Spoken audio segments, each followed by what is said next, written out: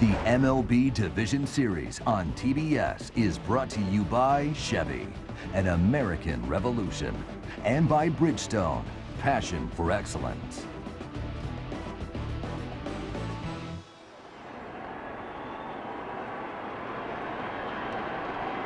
Well, a beautiful Sunday afternoon in Southern California, but for the Angels and their fans, they don't want it to be the final day of their season.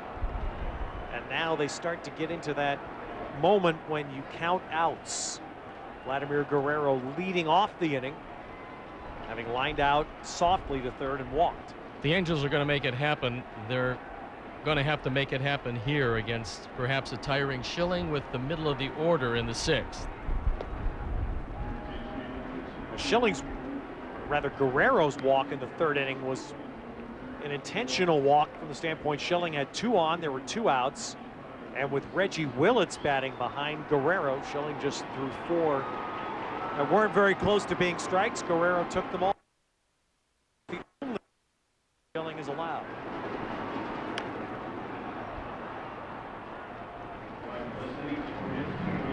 And it's really you use the word attrition, Stephen. That's really what I think about from the Angels standpoint, the attrition of injury and how even now the loss of Garrett Anderson during this game has cost them badly. It's great to watch a pitcher become a guy that has to really become a craftsman. And that's what Curt Schilling really is, because he's a different pitcher now than he's ever been before. And he'll throw the ball around the plate, but you're not going to get too many good strikes from him. And he gets another ground ball out here as Guerrero goes down. Curt Schilling, this is the third time in his career that he has pitched in a game that has a chance to clinch. And he's pitching as he did in the first two were successful in Arizona. 74 pitches is all, as our pitcher comparison is brought to you by Avis Rent-A-Car. We try harder. And the two solo home runs allowed by Jered Weaver to Ortiz and Ramirez in the fourth inning. Those are the runs in this game. The contrast of styles certainly at this point goes to Schilling, who strategically pitched around hitters when he's had to, got the ground ball when he's had to, and completely handcuffed the Angels after leaving a few pitches up in the zone the first couple of innings. He has made a great adjustment within this game.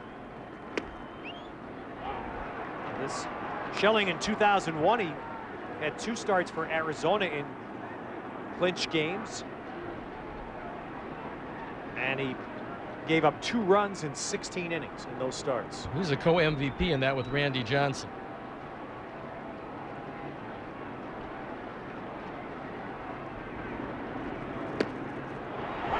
And he gets Willits looking. And of course, that's only one part of Schilling's postseason resume. It goes all the way back to the 1993 series with the Phillies. Well, he was a different pitcher because he was a power pitcher then. They didn't win in '93. They did in 2001 and in '04. Willits just took a called third once again on the outside corner, and the Angels still have not adjusted to the strike zone. Henry Morales takes a strike. This is the first postseason game that Curt Schilling has started since the 2004 World Series and the famous Bloody Sock game, when he pitched 6 innings against the Cardinals, allowing just 1 run and 4 hits. In 2005, the Red Sox made the playoffs, but Schilling had to pitch the final day to get them the wild card, and he did not pitch. The Red Sox were swept in 3 games by the White Sox in the division series, and now Schilling puts the Angels down in order.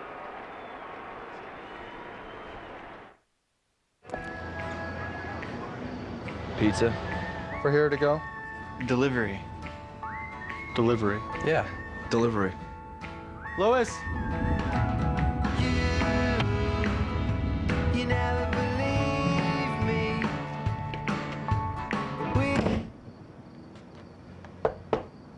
Pizza's here. Hey. They had a little captain in them because they always designated driver. Drink responsibly. Are you jealous that she's still sleeping? Don't be. You could be too with Ambien CR. Just call or visit 7freecr.com for a free offer of the only sleep aid with 2 layers that help you fall asleep and stay asleep. Until you know how Ambien CR will affect you, you shouldn't drive or operate machinery. Be sure you're able to devote 7 to 8 hours to sleep before being active again. Sleepwalking and eating or driving while not fully awake with amnesia for the event have been reported. In rare cases, sleep aids may cause severe allergic reactions such as swelling of your tongue or throat or shortness of breath. If you experience any of these behaviors or reactions, contact your doctor immediately. Side effects may include next-day drowsiness, dizziness, and headache. It's non-narcotic and can be taken for as long as your prescriber recommends. However, like most sleep aids, it has some risk of dependency. Don't take it with alcohol. Don't wait another night. Get your free trial of Ambien CR for a good night's sleep from start to finish.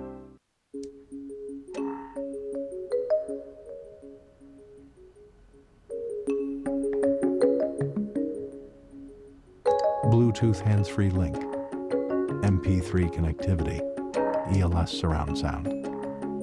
All the luxuries of the modern world to go. The Acura TL. Acura. Advance. Take advantage of attractive lease rates on the 2008 Acura TL for well-qualified customers. Red Sox Nation, please rise for your team. Red Sox win! The rally monkey didn't go away. Just another Halo victory!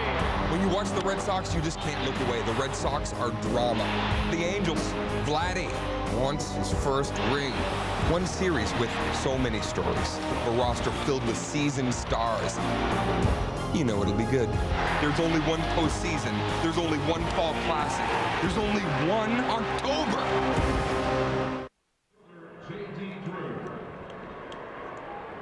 Curt Schilling has pitched 6 zeros on what could be a clinch day for the Red Sox. His preparation, of course, he is renowned for the study of video and the immense preparation he puts into each start. As in the 7th inning, Scott Shields starts J.D. Drew with a strike. Drew 0 for 2 today. And here's Schilling coming into the dugout just at the end of that half inning. He writes down how he approached every hitter, what they did against him, what pitches he used in what locations, and he'll keep that with him throughout the game. And he's going to make an adjustment to the hitter as the hitter makes an adjustment to him. And that's the beauty of this game, because in a team sport, it still comes down to that individual confrontation between pitcher and hitter. And adjusting during the course of the game is an art that Schilling has mastered. And Drew takes strike 3. So Shields trying to keep the Angels within 2. Well, I know now that you know the guy who does that killer John Madden impersonation. It's Frank Caliendo, and he's got a new show that's going to literally change the face of late night. The all-new comedy Frank TV comes November 20th to TBS. Jason Varitek has struck out and flied out. That whole Schilling scenario leads into something we started about an inning or so ago that Mike Scioscia does with his catchers in spring training. He runs a drill at the end of a half an inning in spring training. He'll have his catcher come back, and in the dugout, Mike Scioscia will say, okay, run through the entire pitch sequence of that inning. Each pitch you called to each hitter in that inning. And each reason why you called it.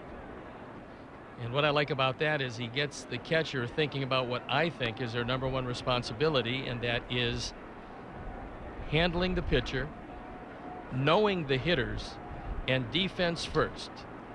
Catch it, call it, throw it, and be a leader, and that's what a catcher is, and that defines Jason Varitek, and that's the reason why he wears the C. In fact, Terry Francona says the C should be a little bit bigger, because out of all the guys on this team, this would be the toughest loss for the Red Sox.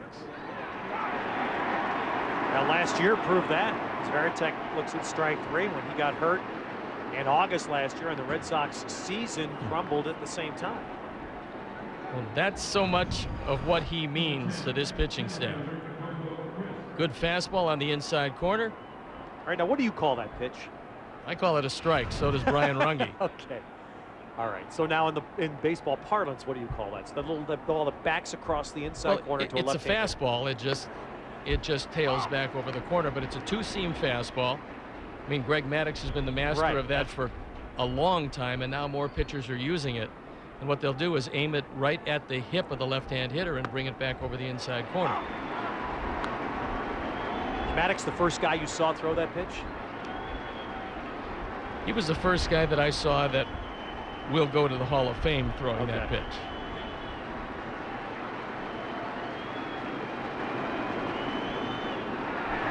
Shields with a good inning. Drew Veritek and Crispy strikes out the side, and they'll get the rally monkey going in Anaheim.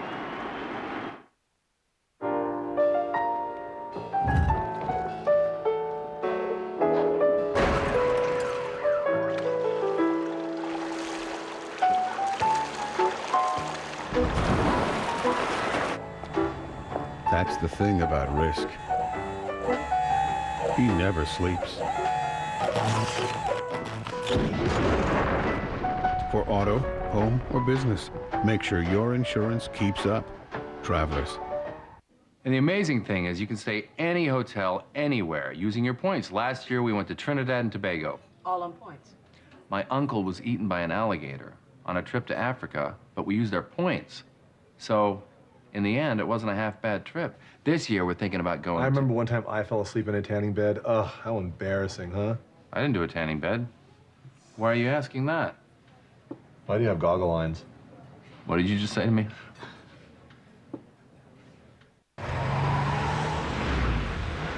Good morning, Samantha. Need a head start? Are our cars as much fun as our bikes? The new 2008 Suzuki SX4 crossover. And now, introducing the all-new Suzuki SX4 Sport. I don't think he's gonna make it. It's gonna be a... At EBS Building Supplies, we pride ourselves on making your life easier. So whether you're a professional contractor or a do-it-yourself homeowner, EBS provides fast, convenient delivery to anywhere in our service area. And best of all, it's all free, allowing you to concentrate on your project. Custom ordering and free delivery. EBS has what you need at the right price and the location near you. It's the EBS advantage. EBS Building Supplies. Can do, just ask. Have you seen our trucks? These are the trucks that can save your business money. Mechanical Services has been maintaining and improving the heating and air conditioning needs of businesses in Maine since 1957. Whether your business uses oil, gas, or electricity, it's a simple equation. More energy efficient equipment equals more money for your business. Call us for a free evaluation and look for the white trucks with the big red M for Mechanical Services. We can save you money.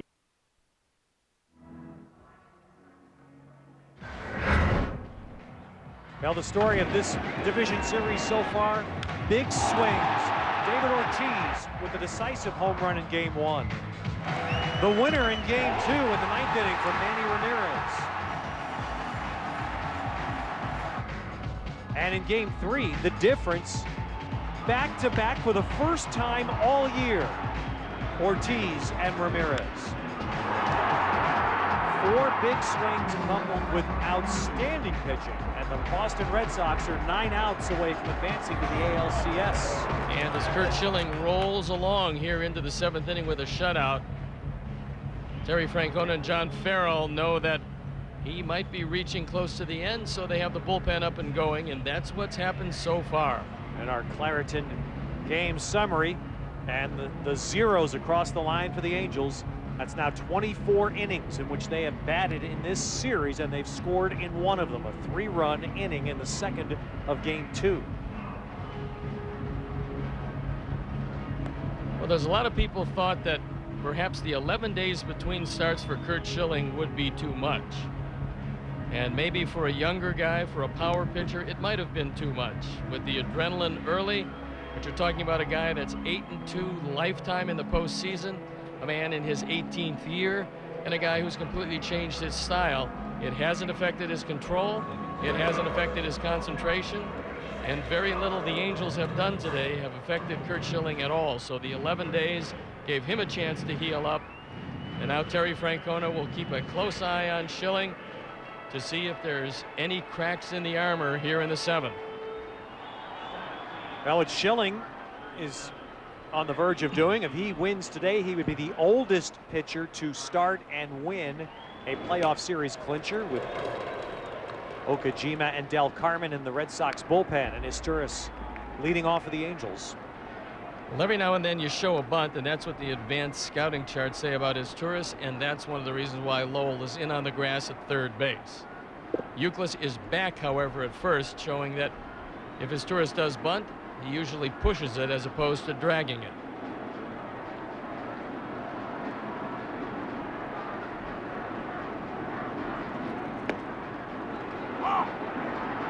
Izturis has singled and grounded to second. This start for Schilling has been the counts have been like the Beckett start in game 1. It's been 0-2 on a lot of Angel hitters. Well, that's been the secret. Get ahead and make it a defensive at bat.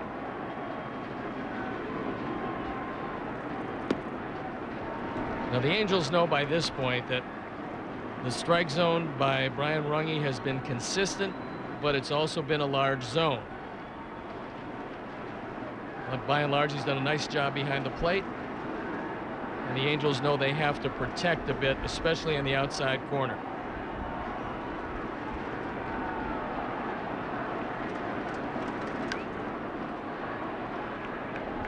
We're in the bottom of the 7th. Schilling is just over 80 pitches, and again an idea of the economy that he's worked with today.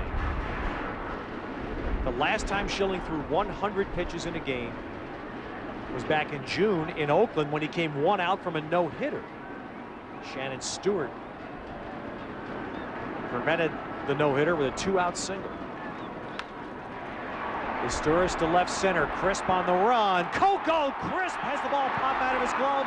Izturis into second. Nearly another gem by the Red Sox center fielder.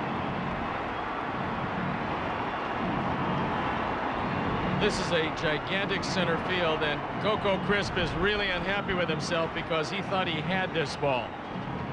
He had it in the glove, and then unlike football, the ground can cause a fumble, and that's exactly what happened. It hit the ground, it jarred loose, and Izturis winds up at second base.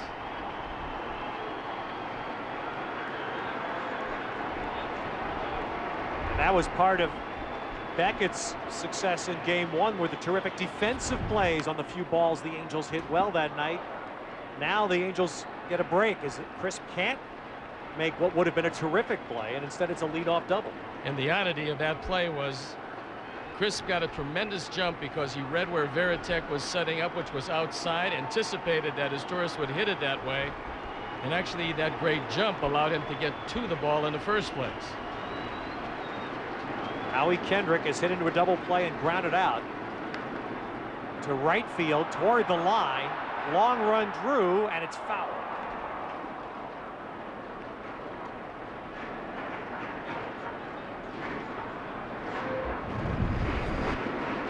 This one's slicing off the end of the bat.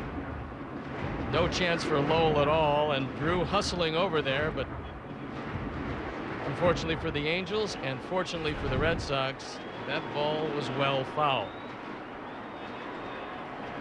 And it's conceivable that with one more base runner, that would be it for Curt Schilling.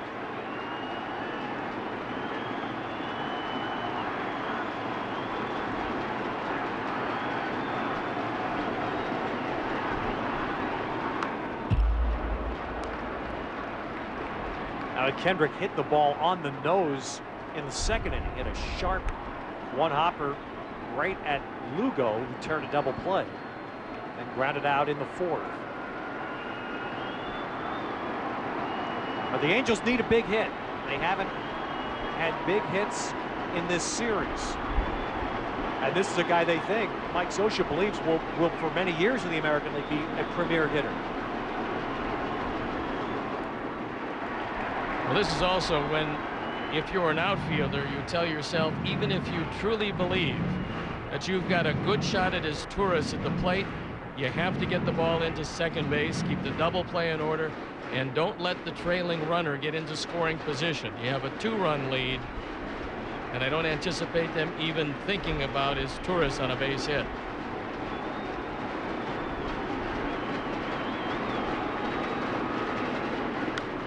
Kendrick fouls it away.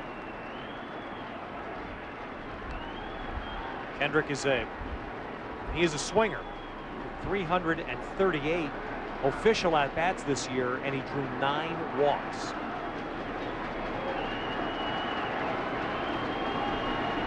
He hit .322.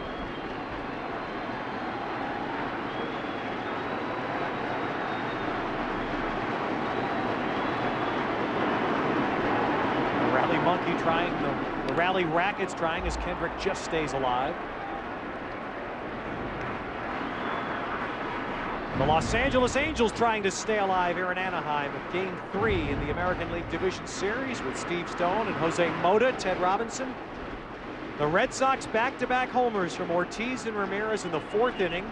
Schilling has backed it up so far with nothing but zeros.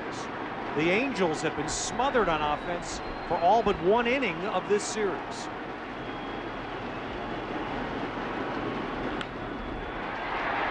Pedroia ranges, and Pedroia gets the out.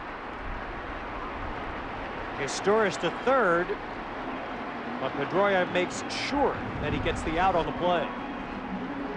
High chopper to the right side, and Pedroia, former shortstop with a lot of range and a very strong arm. At this point, they'll gladly trade the out for the base. Now they're heading to the bottom of the order, where Rivera has 1 of the hits against Schilling. 2 different at-bats for Juan Rivera. He singled on the first pitch in the 3rd inning, but then in the 5th inning, he looked at 3 straight fastballs on the outside corner. Well, you'd have to think that he's going to stay away again. You don't want to miss inner portion when a home run can tie the game. I would say if you're Rivera, you're looking away the entire at-bat.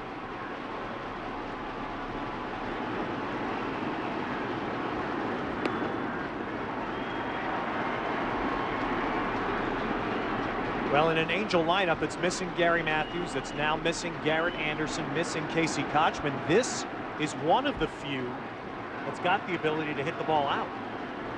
Well, when he first came up with the New York Yankees, they thought he was going to be a prolific power hitter, but he's made the rounds since then, and it hasn't quite worked out as they felt.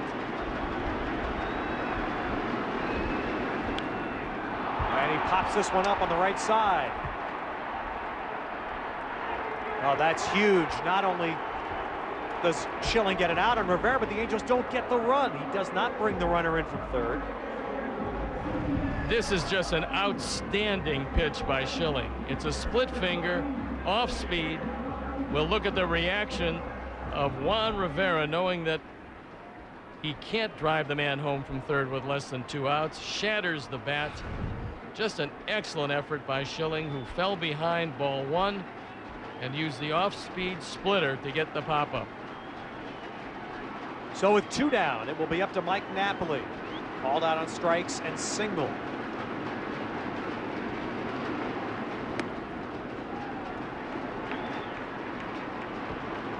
And Steve, despite the excellence and the depth of the Red Sox bullpen, Terry Francona, who managed Schilling in Philadelphia, has had him a lot, is trusting him to finish this inning.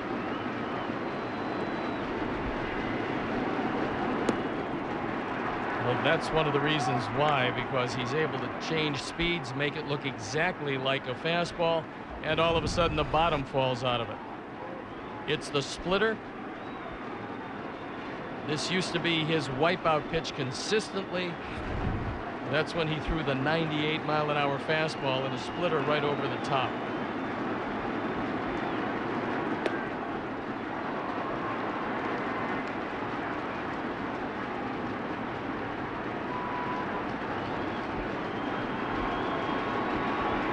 Changed his career, prolonged his career.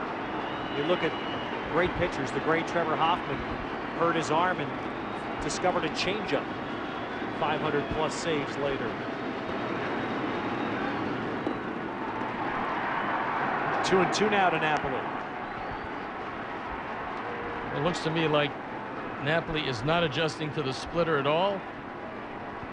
When you have a guy that throws a cut fastball, two different kinds of fastballs, and a splitter, you're not going to stand out there and guess against him, because 25% is not a real good average. So as we look down at Jason Varitek, we watch him hang the signs, and that to me looks like another splitter.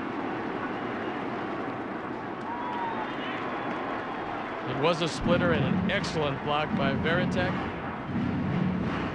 He's got his tourist 90 feet away, and Varitek saves a run.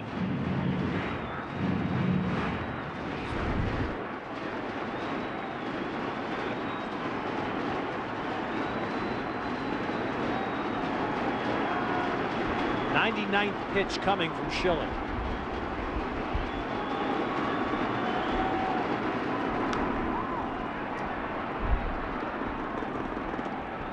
So we now know that on 11 days rest, he can throw 100 pitches.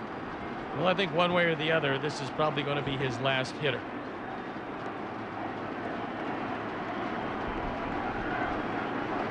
With Sean Figgins in the on-deck circle, although he's 0 for 3 today, has come in with a pretty good lifetime batting average against Schilling.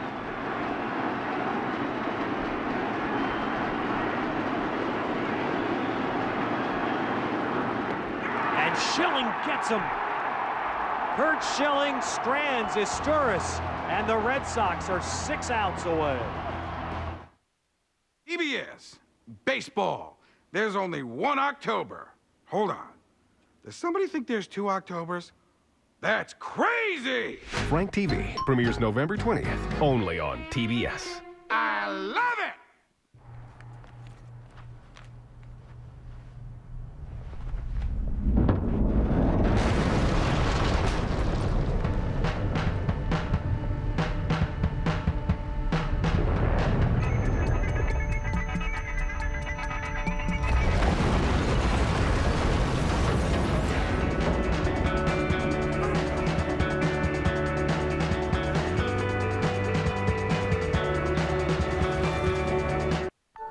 Even more dreams will come true during the 2008 Disney Dreams giveaway, like an overnight stay in the Cinderella Castle, magical dream fast passes, and other surprises. Becoming the Grand Marshal in Disney parades around the globe. And for the first time, an overnight in-the-park stay in the Disneyland Dream Suite. It all starts January as part of the Year of a Million Dreams at the place where dreams come true. Visit DisneyParks.com. Pizza. For here to go? Delivery. Louis. They got a little captain in them because they always designate a driver. Drink responsibly.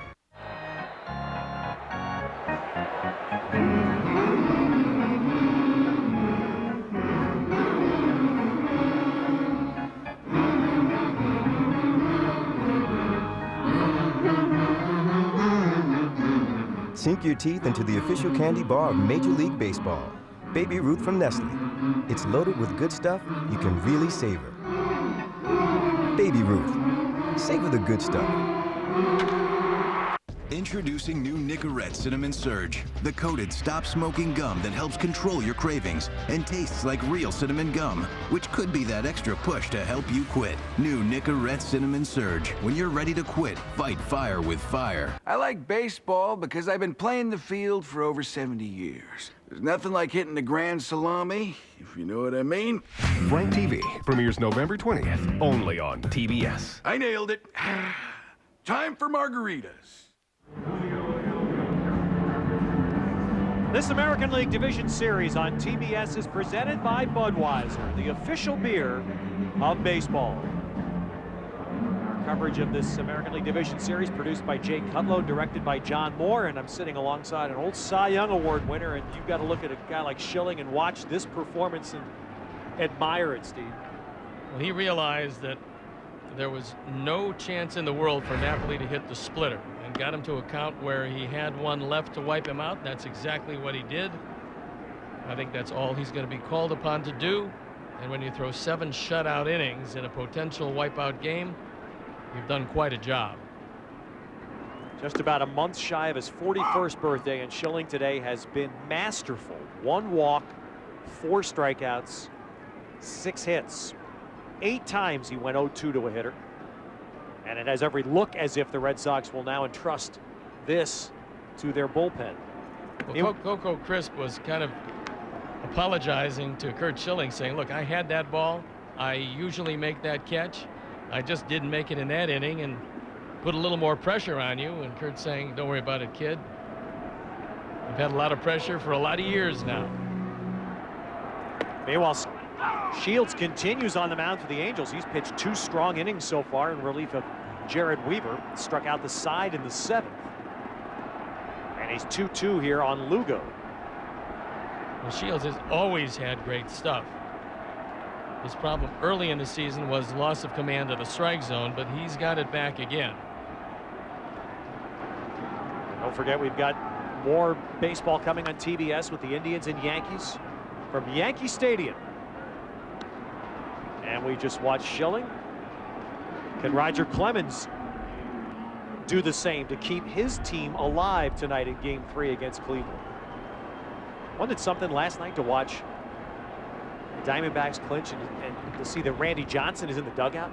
To think that there's a guy that was counted on and is being paid a lot of money, a lot of their payroll this year, in the hopes that Randy Johnson could do what Schilling has just done for his team, and yet the Diamondbacks are in the LCS without Johnson being able to pitch.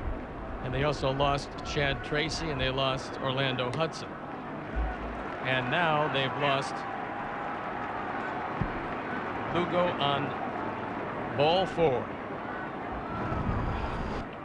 Watch the reaction of Curt Schilling, knowing for him that was going to be it. He threw the perfect split finger.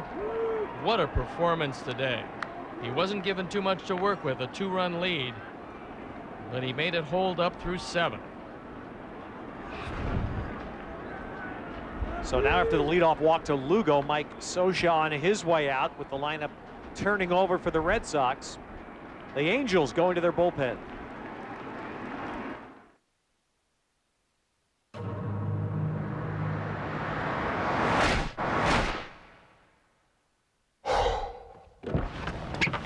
Who wants to be stranded with a flat tire? Changing tires out here could be dangerous, but with these tires, I don't need to worry. Well, I guess I'll be on my way.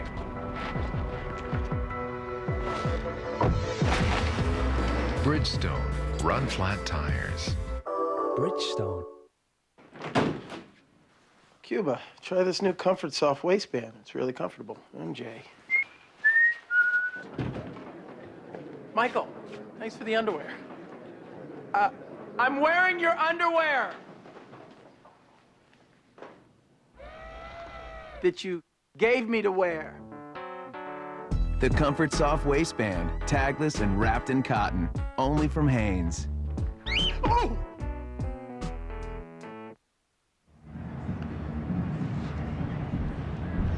The Los Angeles Angels, champions of the American League West. Playoffs for 4 times now in the last 6 years, and this year they won 54 games here. They hit .305 as a team, but Game 3 and this return to Anaheim has just been a continuation of the first 2 games. The Red Sox have had the long ball, and the Red Sox pitching has smothered the Angels hitting.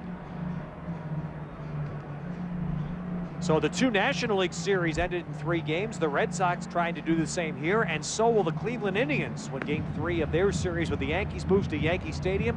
Jake Westbrook will face Roger Clemens, and that'll come up next on TBS. And here in Anaheim, as Coco Crisp works on his glove, tightening it up, Justin Spire comes into the game with a 2-3 record this year, an ERA just under 3 at .288.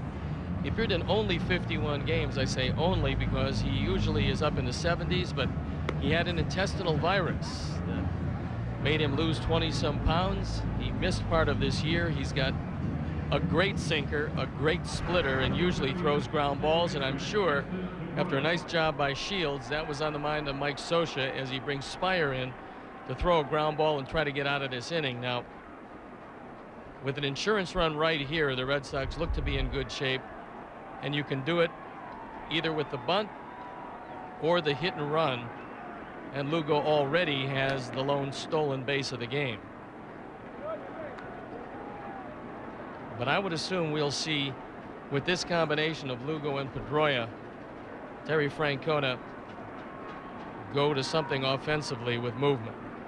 Well, this is the matchup from the 9th inning on Friday night. Lugo led off the bottom of the 9th with a hit off Spire, and then with Dustin Pedroia batting, and the Angels expecting some action and a lot of folks thinking bunt. Terry Francona actually started Lugo, played hit and run. Pedroia grounded out, advancing Lugo to second. And Pedroia drives this to the left field corner. Lugo to third. And Lugo's going to be waved home. Relay by Cabrera. There. Pedroia safe on the slide. The ball pops free. Lugo scores. Pedroia at third, and the Red Sox lead 3-0.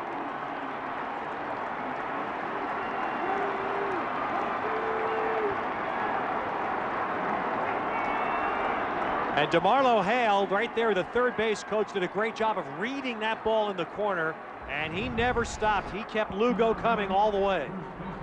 Well, it is a gamble with nobody out, but you figure this is the time to do it.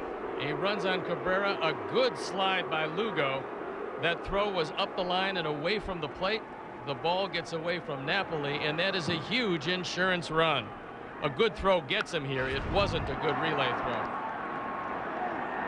Now Youkilis hits one out to very deep center field, and in to score will be Pedroia. So the Red Sox put 2 insurance runs up. Pedroia with a double and an RBI. He went to third on the play at the plate, and then scores on Youkilis' sacrifice fly. After Youkilis hit a home run in the first game of this series, he also had a sacrifice fly. Now he comes up looking for something up in the zone, and that's exactly where he gets it. This is a very good situational hitting baseball team, and Youkilis knows a fly ball drives home the run. So Big Papi now hits with 1 out and nobody on. Youkilis was one of the best in that category on the Red Sox this year. He was over 70% at getting a runner in from third with less than 2 outs.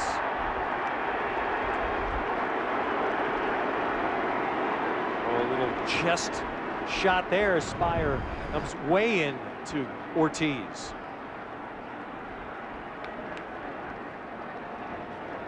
Well, sore knee and all. Yep. The big man got out of the way.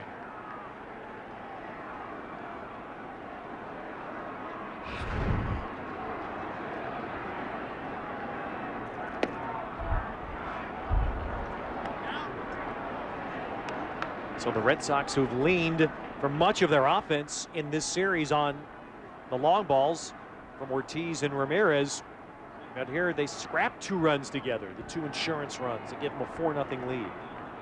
Well, we talked about the configuration of this lineup being that they had 1 speed guy at the top, 2 speed guys at the bottom. And when Lugo gets on, then you've got Pedroia, who handles the bat pretty well, a very aggressive hitter, taking one into the corner. And it's turned into 2 big runs, and you got to like their chances with 6 outs to go.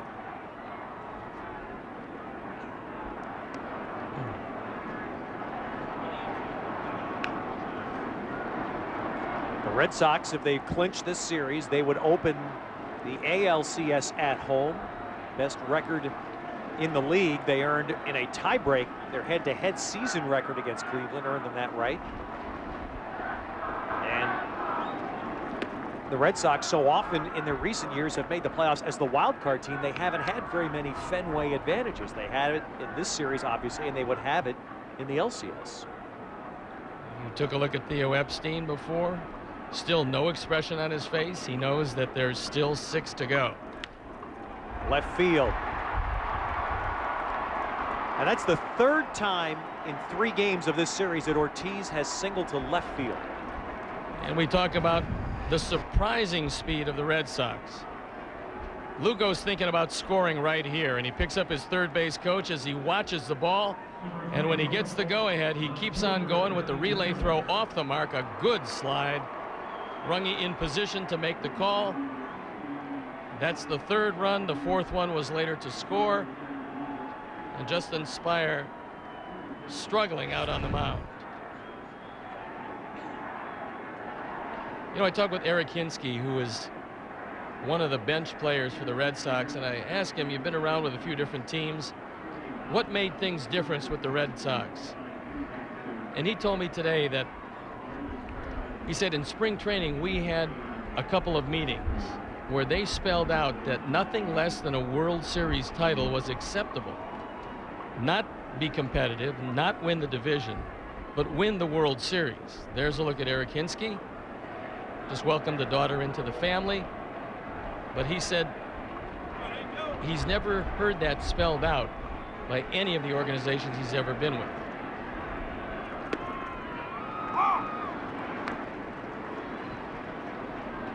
Manny Ramirez with a walk, a home run, solo home run, and a flyout. That home run is 22nd in the postseason, which ties Bernie Williams on the all-time list at the top spot. So, Steve, I would say, hearing that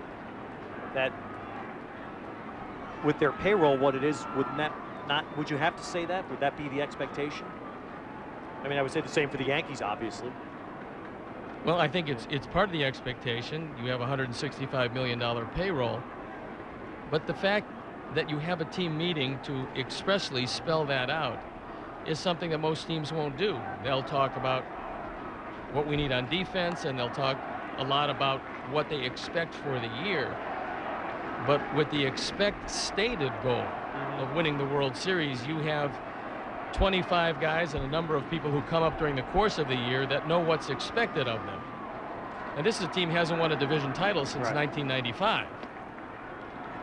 And he takes the ball, and it may have also been rooted in the fact that last season, not only did the Red Sox miss the playoffs, but they had a horrible last 2 months, finished third in their division. I've never heard a general manager admit that it was my mistake. That's what Theo Epstein said.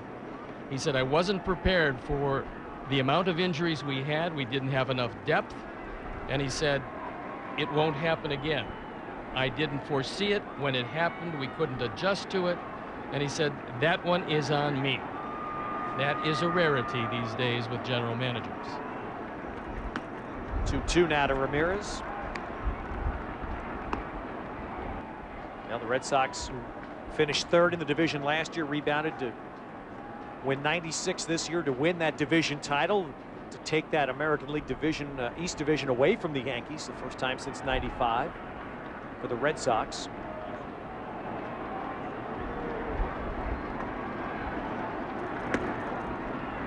And it's interesting because the four teams in the American League postseason were only separated by 2 wins.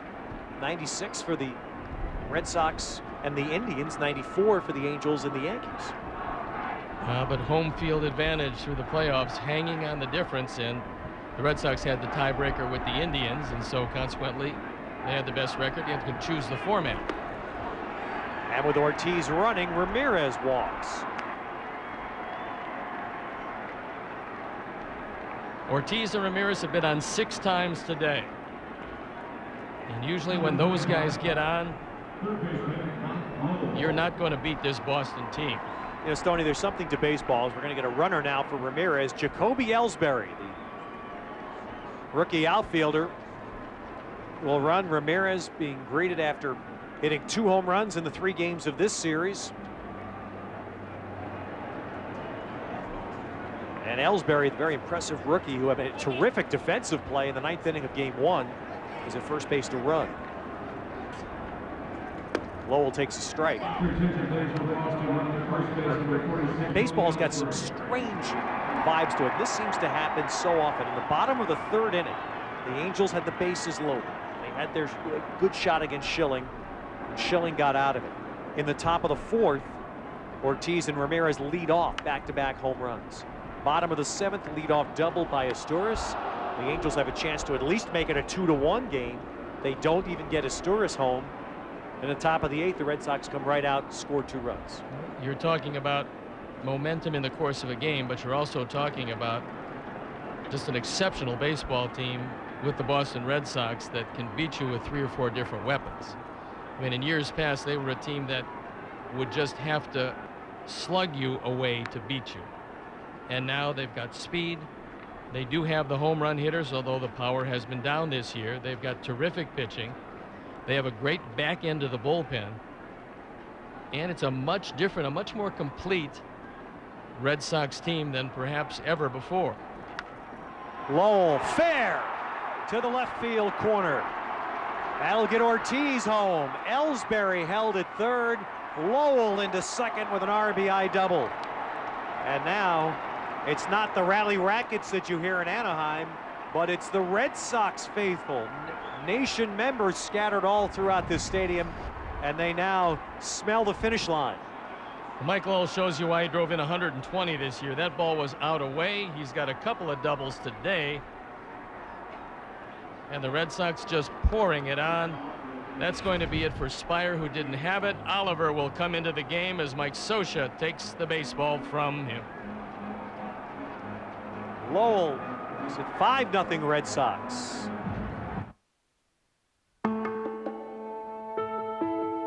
Now you see me?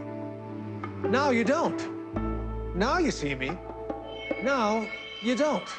What you are seeing is how much farther, wider, and better you'll see with new Silver Star Ultra headlights from Sylvania. Because the next time you see me, I may not be alone. See farther, see wider, see better. New Silver Star Ultra headlights from Sylvania. Scrubbing Bubbles Automatic Shower Cleaner is so easy. It's like having a maid on tall showers, wide showers, even tight corners. Clean soap, scum, mold, and mildew stains in days. Keeps a clean shower clean from day one. 360 degrees for every wall, every corner, every part of your shower. Scrubbing Bubbles Automatic Shower Cleaner, made for your shower. Now with a free shower caddy at participating stores. Well, it was a very loose Red Sox clubhouse today with a 2-0 series lead. You'd expect that, and right now it's as loose as you can be. 3 runs here in the 8th. The Red Sox have opened up a 5-0 lead as they close in on the American League Championship Series. DHL presents MLB Delivery Man. Veteran left-hander Darren Oliver coming out of the Angels bullpen. Fans go to MLB.com to cast your vote for the 2007 DHL presents MLB Delivery Man of the Year award. Oliver resurrected his career out of the bullpen. He was a starting pitcher most of his career, but you see opponents hitting just .239 against him. The ERA at 3.78, which especially in the American League is excellent. So although he's not a situational left-hander, a guy you would necessarily bring in to get that tough left-hander out late, Oliver still has done a nice job out of the bullpen for the Angels. But here in the 8th, with just 6 precious outs to go for the Angels, the Red Sox are putting it away. Those were Red Sox fans who were very relaxed. Well, at this point, you can be fairly relaxed. So J.D. Drew at the plate. He's 0 for 3 today. Ellsbury at third, Lowell at second with 1 out. And Drew hits a ground ball. Morales comes home, but a poor throw. And Ellsbury is safe with a 6th Boston run. And what an effort by Ellsbury to take that head-first throw and just fly by Napoli at the plate. Normally you wouldn't go, but this is a contact play, and they put the pressure on the defense, and this is where Morales at first, instead of Kochman, really hurts him. It wasn't a good throw. Napoli had to reach back across his body. But 5 runs up on contact. They probably lose 20–30% defensively with Kochman not here. So fielder's choice RBI on the play. It is 6-0 and Varitek at the plate.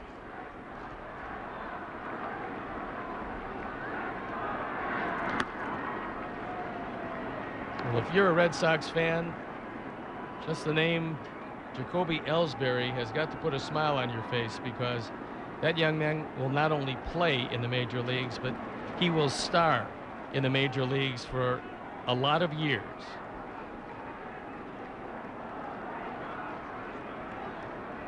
All of a sudden, those Red Sox fans are getting better seats. Have you noticed that? Yes. As the game moves into the later stage and the score builds, are seeing a few more that have worked their way down by the dugouts. Notice that a few of the Angel faithful have decided to beat the traffic.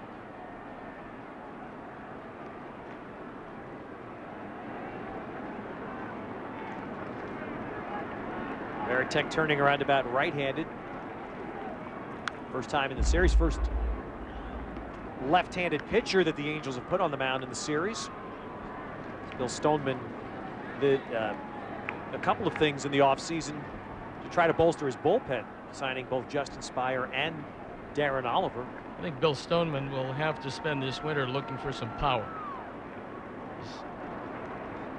Although you can run your way into a division title in a 4-team division in the West, it gets a little tougher in the postseason. And Varitek finds the gap in left center. Lowell scoring. Drew to third is held there, and an RBI double for Varitek. Varitek came through, but his contribution today were a fine catch to end an inning with the bases loaded, and a couple of real good stops on splitters in the dirt to make sure there was no advance on the part of the Angel runners. So Oliver tries to cut fastball inside. Varitek will have none of it, and Boston extends their lead. Varitek had been just 1 for 10 in the series, but he delivers that RBI double as the Red Sox pile on here in the 8th, and the 9th batter of this inning is Coco Crisp. Angels pull the infield in, and Crisp out to right center field, and that's going to score 2 more.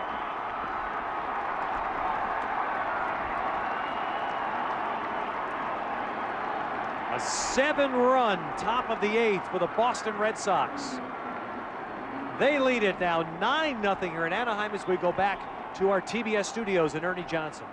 All right, Ted, we interrupt what has become batting practice in Anaheim to show you a little bit of batting practice at Yankee Stadium. A-Rod and the Yankees trying to stay alive tonight against the Cleveland Indians.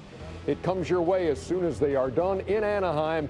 The Indians leading 2-0, and we'll bring that to you on TBS. All right, Ernie, that's coming up as here after the 2-run single by Coco Crisp. Lugo on the first pitch pops up for the second out. Lugo is the man who started this inning off with a walk. Lugo, the 10th man to bat in the inning. Maybe the biggest at bat of the inning was the double by Pedroia. It showed the Red Sox aggressiveness as they chose to send Lugo. He scored what at the time was a critical 3rd insurance run, and it opened the floodgates.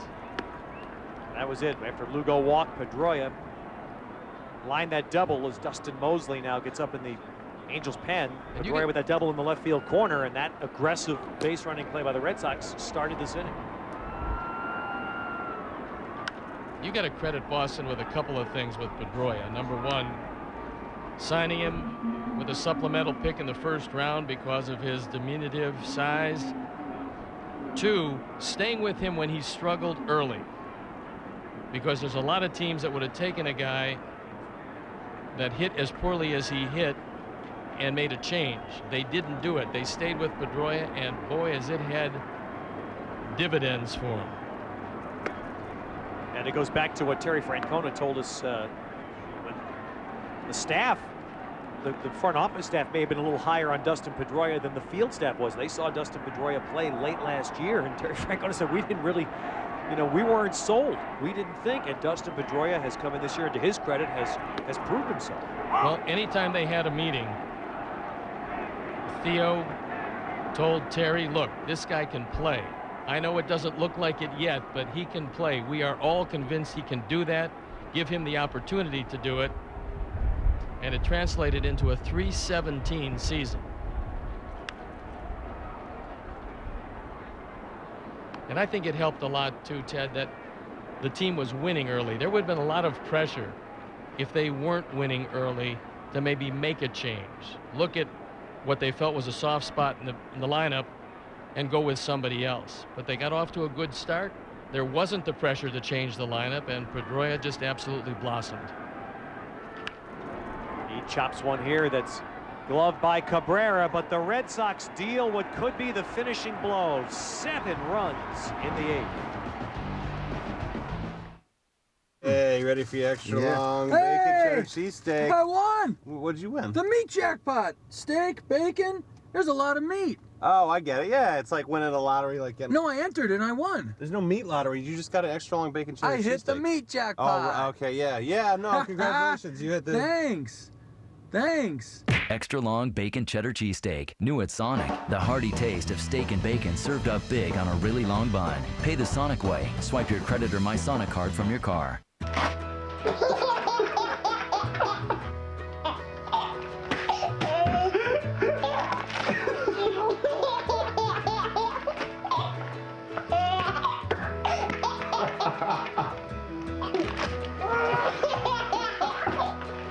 Laughter can add 8 years to your life.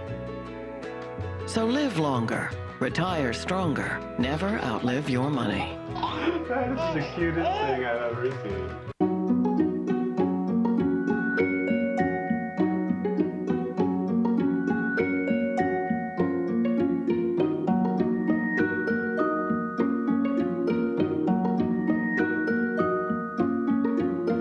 You've always loved the details, but you've never seen them like this. The full HD 1080p Aquas Liquid Crystal Television from Sharp. CNN On Demand and Time Warner Digital Cable take you around the globe to investigate a story the world can't afford to ignore. Anderson Cooper, Dr. Sanjay Gupta, and Jeff Corwin, Planet in Peril. Available now through CNN On Demand.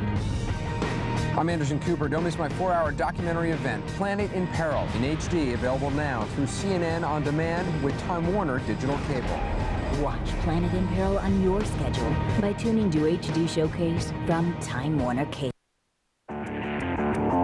A true reflection of toughness. The 2008 New England Edition F-150. With more style and strength than you could imagine. F-150, the best-selling truck in America for 30 straight years. Now you can lease this F-150 with the tow and go package for just $249 a month. The New England Edition F-150, a new reflection on built Ford tough.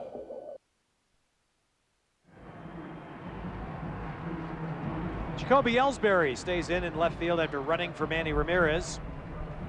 And Curt Schilling, after 7 shutout innings, relieved, and Hideki Okajima, the other import for the Red Sox, who was of tremendous import to them. What a fabulous year he had out of their bullpen. ERA of 2.22 in 66 games. He was close to unhittable. And toward the end of the year, they shut him down. They didn't want the innings to pile up or the appearances. He's come back. The shoulder is strong once again. He's not overpowering, but he throws 2 different kinds of changeups. Both of them dive away from the right-hand hitters. So Sean Figgins will lead off the bottom of the 8th, and Cabrera and Guerrero scheduled after the Red Sox breaking this game wide open and putting the series in what would appear to be a very secure spot with a 7-run top of the 8th. And it was in the bottom of the 7th again where the Angels had a leadoff double. They had the tying runs at the plate. And that disappointment over not even getting 1 run to make it a 1-run game, they go right back in the field, and the Red Sox bludgeon them with 7. Well, the big difference in this one, and the reason why the Red Sox wanted to end it in 3, they can lead off with Beckett. And if they had to use him in game 4, even if he wins that game, it's a tremendous disadvantage to Boston if they can't start a series with Josh Beckett. So winning here today was of critical importance to them. And 9 runs up, I'd say they're looking pretty good. The American League Championship Series starts Friday night. And of course, the Red Sox are 6 outs away from making sure it starts Friday night at Fenway. 3-1 here to Figgins. Gagne getting a little work. Jonathan Papelbon getting a little work. And that's part of, if you wonder now why, part of that reason would be the fact that there will be no game if the Red Sox can close this out. They won't play again until Friday, and that would mean that they would have played 3 games in 11 days when they take the field Friday night. So Terry Francona's got to be thinking, I want to get my guys in the bullpen up and get them throwing. But 11 days was very lucky for Curt Schilling, and I don't anticipate any drop-off for the Red Sox.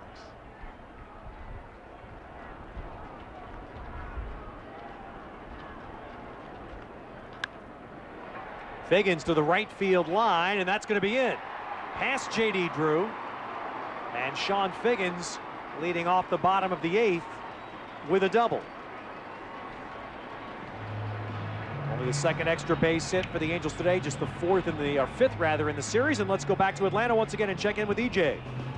All right, thank you, Ted. You know, it has been 3 weeks since Roger Clemens pitched, and he goes to the mound today, his 34th postseason start, trying to keep the season alive for the New York Yankees as they play host to the Cleveland Indians to lead that series 2 games to none. Bottom of the hour here on TBS.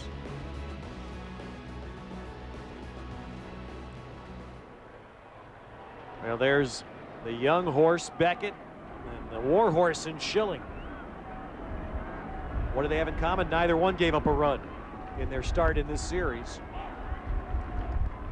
It's somewhat hard to believe that the Angels have scored in just one inning in the series.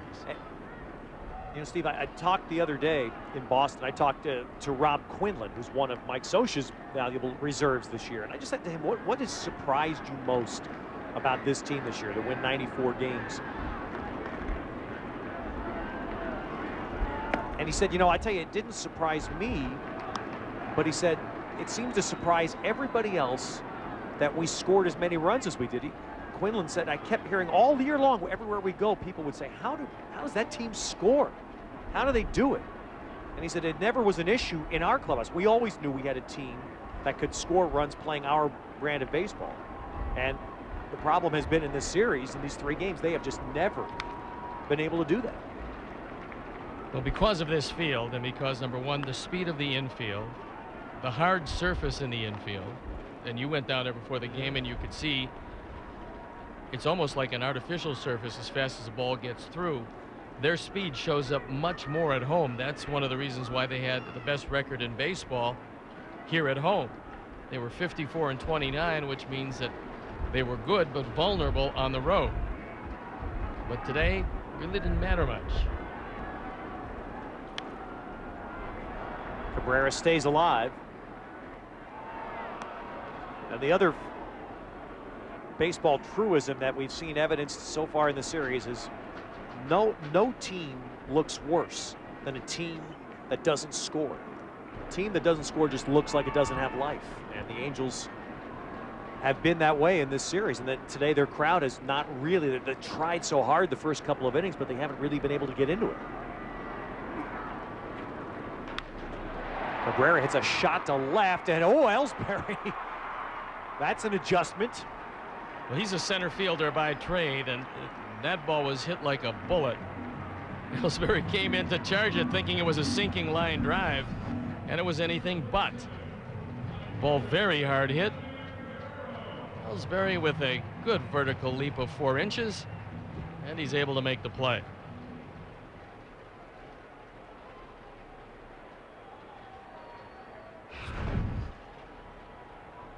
Ellsbury, a terrific college player at the new college power, Oregon State. I really could say that. Consecutive NCAA championships. Here's Vladimir Guerrero with 1 out. Well, I think there were a couple of turning points in the game. And one was early in the game where they had a shot at Schilling and kept hitting line drives at people the first couple of innings. And in the 3rd specifically, Schilling intentionally walked Guerrero, although he did throw 4 pitches close to the strike zone, because Anderson came out of the game with a bad eye. He retired Willits with the bases loaded, and after that, it's been all Boston. Foul pop, that's going to make the seats. Guerrero is 2 for 9 in the 3 games of this series. 2 outs against Schilling today on the walk. 2 for 9 in this series, 2 singles. And this would run Curt Schilling's postseason record to a remarkable 9-2. And he's not that far from his 41st birthday, folks. Now we've got a great pitcher sitting back at the studios in Atlanta. Can appreciate that, a postseason master of his own in John Smoltz.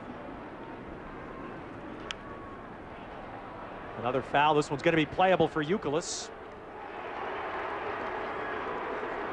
So 2 down, and it may well end a quiet 3-game series for Vladimir Guerrero as we see the young Beckett, who set the tone by smoking the Angels in Game 1, and Schilling with all the rest ready to go today. Well, there's a certain amount to be said for youth and power, and an equal amount to be said for wisdom and experience. If you're not young, you better have wisdom and experience, and Schilling has both of those. Red Sox sent both Schilling and Beckett here on Friday. They did not stay at Fenway for Game 2 because of the quick turnaround, and both teams were flying through the night after Game 2. So they spent a lot of time together, and they got to Anaheim just in time to see Ramirez win the game.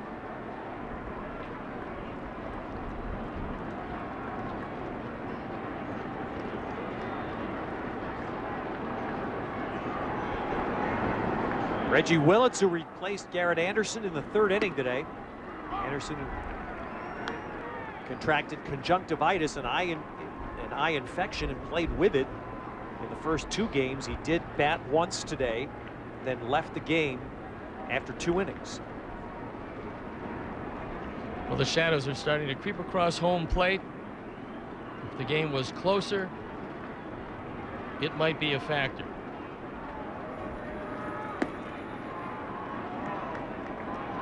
I know when you're standing immersed in the shadows and you're looking out at the pitcher in bright sunlight, not the best position to be in. The shadows haven't yet obscured the entire area around home plate, but they're getting there.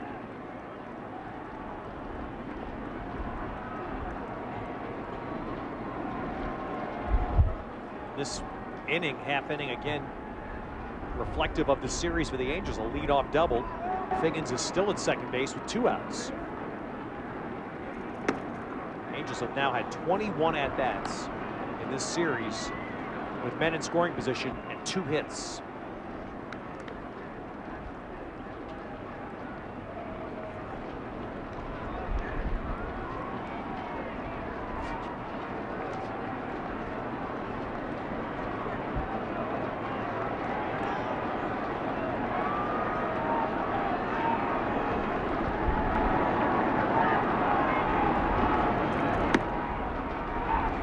Kojima misses, so Willits draws a walk. That'll bring Henry Morales to the plate. We saw this Friday night with this unusual follow-through, Steve, by Kojima.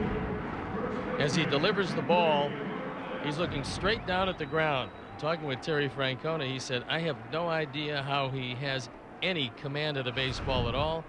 He said, it's nothing that you would teach any young pitcher. He said, for some reason, it seems to work for him. And he's had command all year long. One thing you have to hope is if someone ever does hit a rocket back at him, he looks up in time. Absolutely. That's the safety part of it is the other issue, is Morales takes a strike. But I thought also in what Terry said was something instructive about the Red Sox, because Terry Francona has let John Farrell just run the pitching. And he said it's a credit to John Farrell that once we realized Kojima has terrific command, that you just leave him alone. That's the way he pitches, and it works for him. Don't fool him. But Ted, I really think that's the secret to any great leader, and that is having the security to choose the right people to do the job and then give them autonomy. Because if you don't, if you want to micromanage every aspect of the game, number one, you'll drive yourself crazy, and number two, the people under you won't have that feeling of being successful. If you can make them feel successful, eventually you will run a successful organization, and that's what they've done in Boston. And Morales with a foul. So a ball and 2 strikes.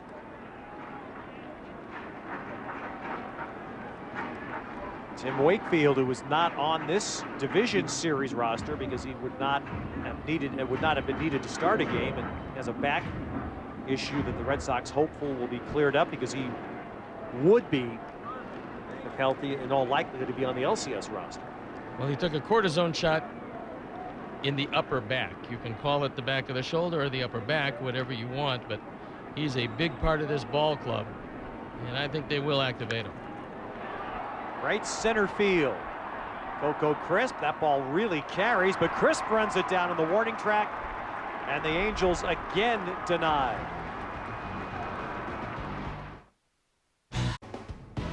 This is Ernie Johnson in Atlanta. I think you know the drill by now. If you're tuning in to see the Indians and Yankees Game 3, here's what we're going to do since the Red Sox and the Angels are running long. We're going to start the game in New York on our sister network TNT. And when this game in Anaheim is over, we'll bring the Indians and Yankees back to TBS. Game time is 6:37. Right now, to watch that game, hit the clicker and go to TNT. We go back to Anaheim and Ted Robinson.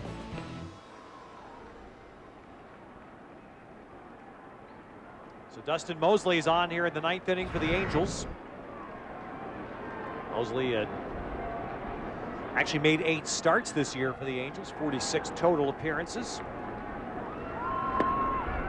Mosley was acquired from Cincinnati for Ramon Ortiz back in 2004. Youkilis 0 for 3 with a sac fly today. Back-to-back homers by Ortiz and Ramirez in the 4th inning, and then a 7-run 8th inning.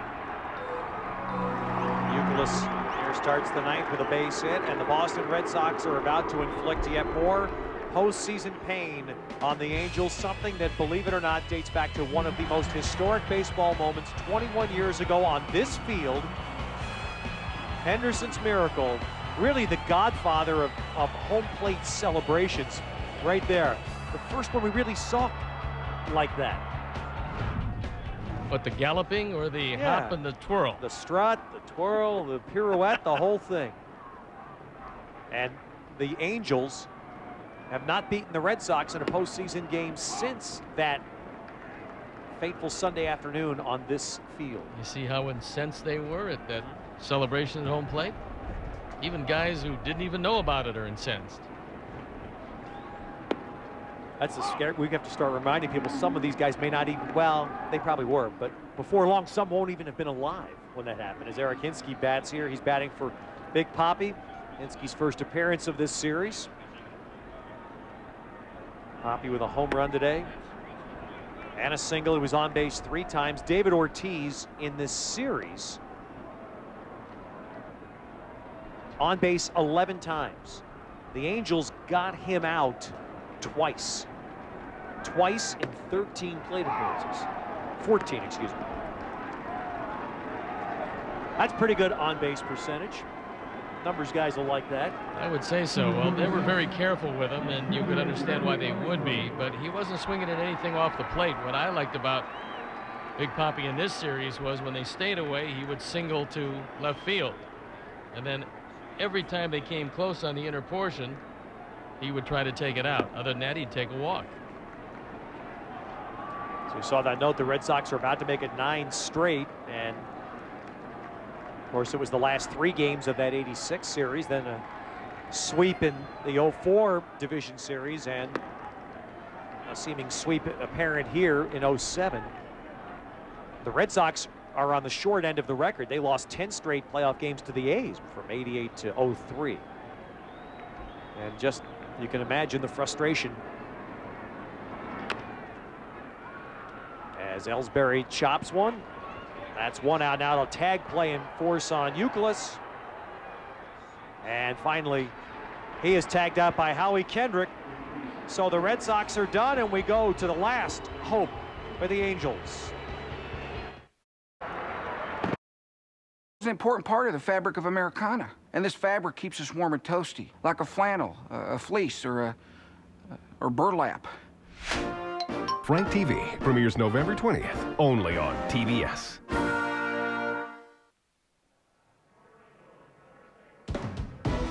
This copyrighted telecast is presented by authority of the Office of the Commissioner of Baseball and may not be reproduced or retransmitted in any form, and the accounts and descriptions of this game may not be disseminated without express written consent. The Boston Red Sox 3 outs away from sweeping the Los Angeles Angels and moving to the American League Championship Series for the first time in 3 years. Eric Gagne on to pitch by Sturis, with Youkilis looking up and that ball drifting out of play behind the dugout. Gagne was a late season addition as the Red Sox tried to bolster their bullpen. It didn't work out real well for him in Boston. He had a magnificent season in 34 games in Texas with an ERA of 2.16, but in Boston the ERA swelled to 6.75, and he was one of the few question marks coming into the postseason for the Red Sox. And Sturis rips that fair to the right field corner. That ball touched by a fan. So play ruled dead, and Sturis will be at second base with his 3rd hit today. 2nd double. But no question right now that man's performance the key today. Our Chevrolet player of the game, Curt Schilling, and in recognition, Chevy will donate $1,000 to Major League Baseball's youth baseball charities, Chevy and American Revolution.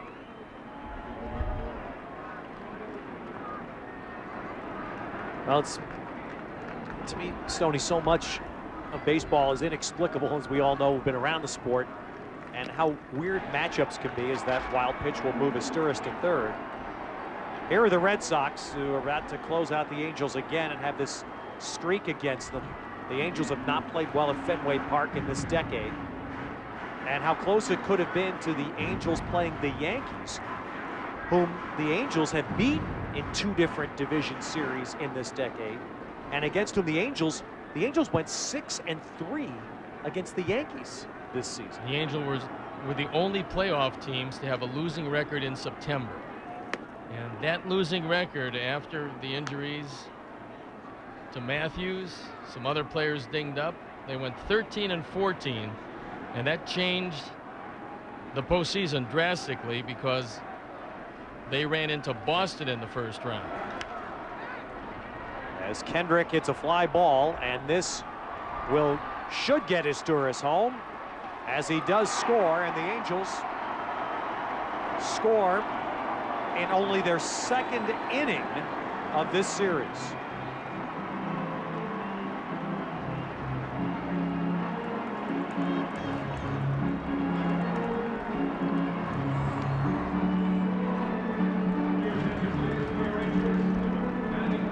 It's pretty difficult when you get dominated in a series, as the Angels have, but the fans of these Angels certainly have a whole lot to be proud of. This team had the best home record in all of baseball. It's just that the team that we were looking at in this series was not the Angel team that played this entire year. They were banged up, would be kind to what happened to this team. They had a lot of physical problems. Mike Scioscia never once used it as an excuse, but it's going to be the one thing that frustrates them when they look back, is that they didn't have their team. And they couldn't run their team out there to take their best shot. No, and I think it was capped off by the fact that Anderson had to come out of the game today. We talked about that situation. No protection behind Vladimir Guerrero, who had another bad postseason.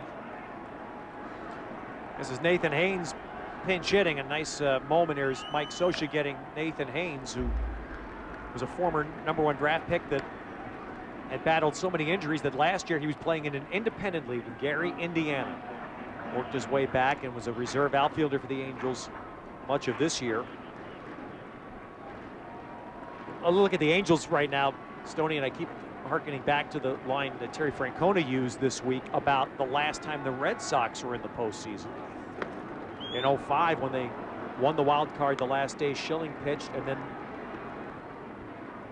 Terry Francona said we were out of sorts going into the playoffs. We had to work so hard to get in on that last day, and we got swept right out of it by the White Sox. And the Angels, you just sense today, because of all the injury issues, they were out of sorts coming into the series. And they're 1 out away from being swept right out of it.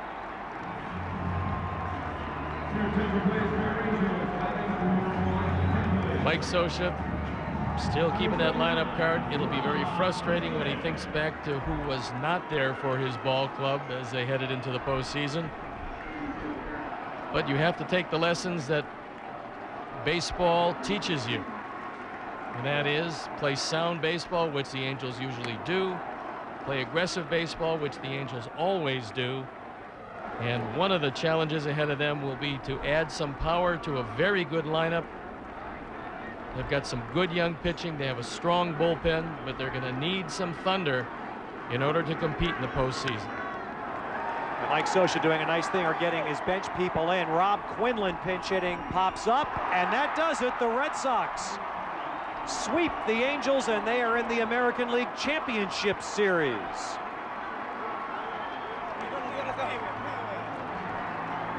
Manny Ramirez, David Ortiz, 2 home runs each in this 3-game sweep. The Red Sox pitching utterly dominant. And after a couple of years away from the ALCS, the Red Sox go and they get to open at home Friday. Red Sox did everything better than the Angels in the series. They outslugged them, they outran them, they outpitched them. The bullpen was better, and the starting pitching was spectacular. And for Curt Schilling, the old Lion, they were just a wonderful baseball team.